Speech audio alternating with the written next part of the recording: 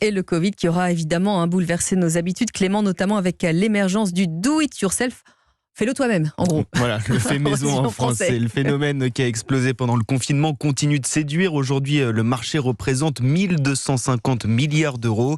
Et en 2022, l'inflation et la baisse du pouvoir d'achat ont encore un peu plus poussé les Français vers ce mode de consommation bon marché. Noah Moussa.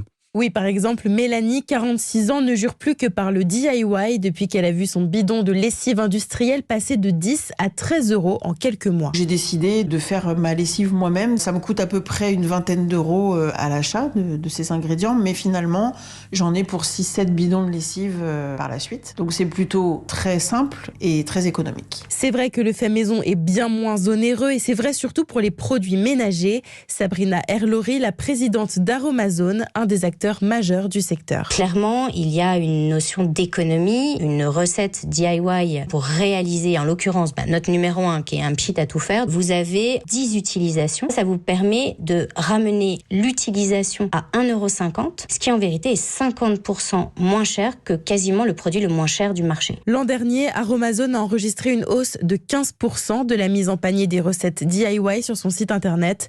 Un chiffre qui devrait continuer d'augmenter dans les prochaines années. Noah Moussa du service économie d'Europe 1.